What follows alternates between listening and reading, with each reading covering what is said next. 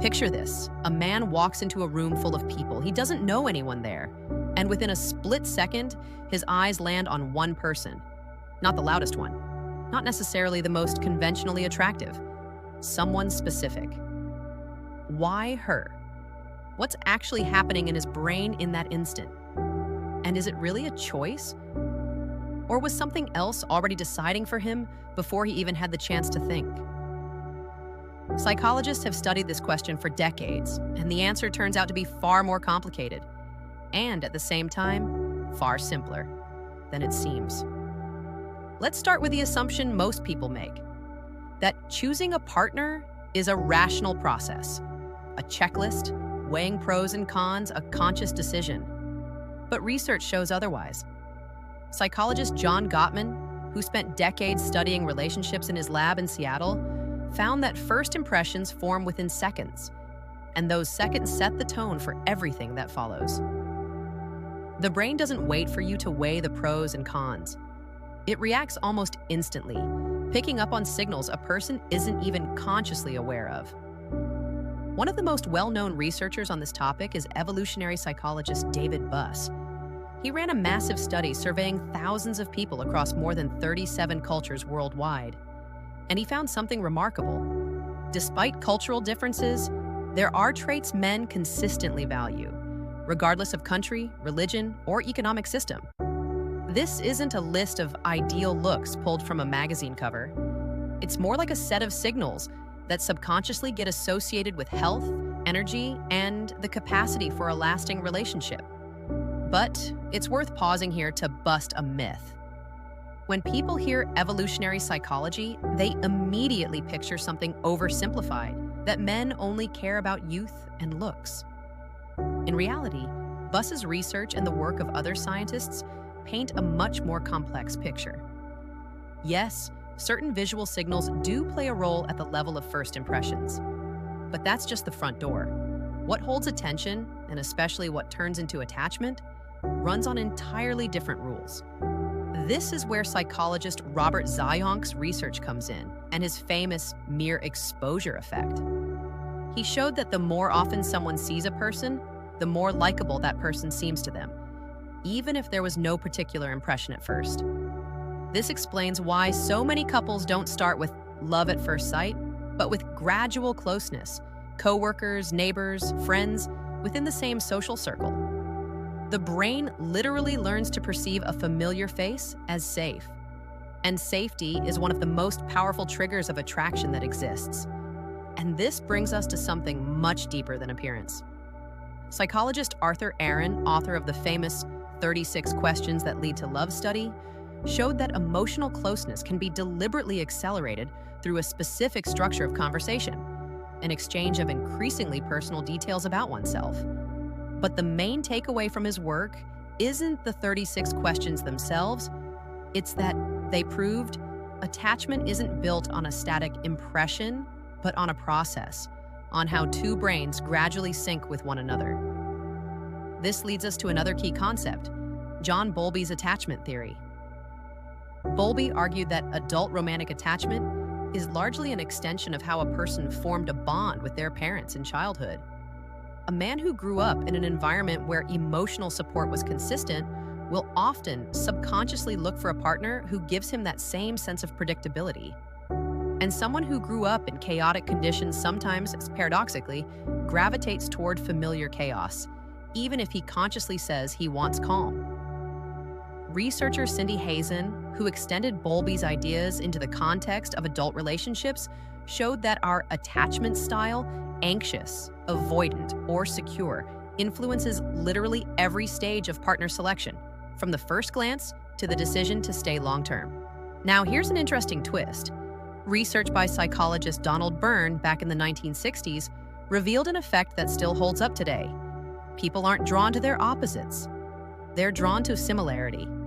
Similar values, similar humor, a similar outlook on life. The myth that opposites attract lives on in pop culture, but the data says otherwise. Long-term relationships are far more often built on deep-seated similarity in attitudes toward money, raising children, the pace of life. An initial spark can happen between very different people, But what keeps a relationship together for years is the feeling of we're looking in the same direction. Another layer of this puzzle is status and social context. Psychologists Eli Finkel and Paul Eastwick, who study modern dating and dating apps, note that in a world where the pool of potential partners seems limitless, thanks to social media and apps, the human brain doesn't always handle that volume of options well. This gives rise to what's known as the paradox of choice, described by psychologist Barry Schwartz. When there are too many options, it becomes harder to settle on one, and satisfaction with the final choice actually drops. In other words, the modern man often isn't short on choice. He's overloaded with it, and that overload itself gets in the way of forming a deep attachment. This is where the work of anthropologist and biological researcher Helen Fisher comes in. She spent decades studying the brains of people in love using fMRI scans.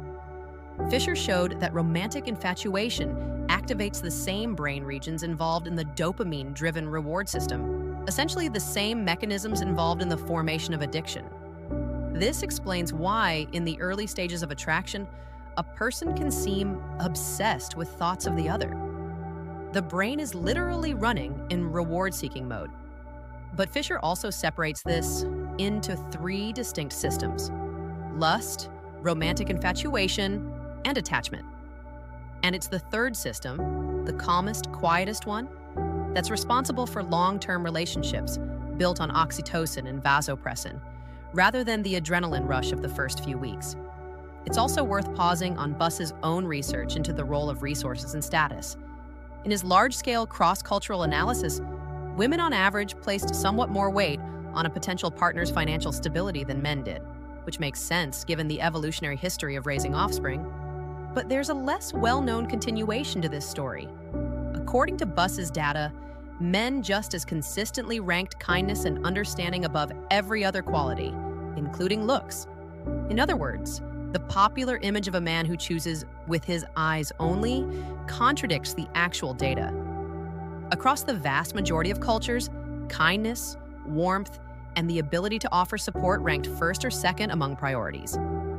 Another fascinating layer is what's called filter theory, proposed by psychologists Alan Kirchhoff and Keith Davis back in 1962. They described relationships as a process of passing through successive filters. First, availability and surface level signals. Then, similarity of values. And finally, compatibility in daily life, habits, and ways of resolving conflict.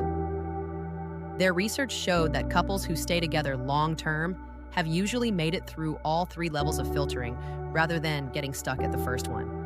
This explains why an instant spark of attraction so often fizzles out just as fast. It only made it through the first filter and didn't hold up under deeper scrutiny. Researchers also point to the role of what's sometimes called reciprocal vulnerability. The idea is that attraction deepens not when a person only shows their strengths, but when they dare to show something real. Insecurity, fear, past experience. Paradoxically, it's moments of vulnerability that most often get remembered as turning points in a relationship's history, not moments of showcased success or confidence. So what does all of this actually mean in practice? It means that a man choosing a woman isn't a single event.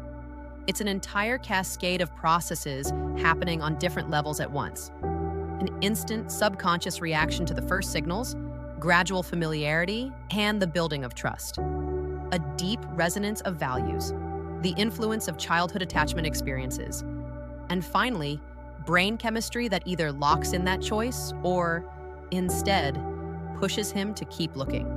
And perhaps the most important takeaway from all this research is the fact that none of these mechanisms work in isolation, and none of them is 100% conscious.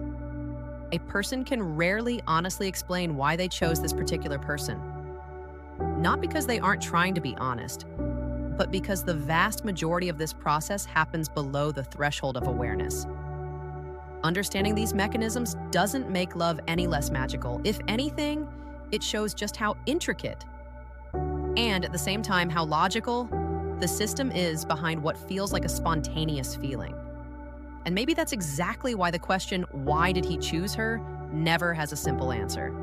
Because it's not a question about one reason. It's a question about dozens of processes that converged in a single moment and created what we call love.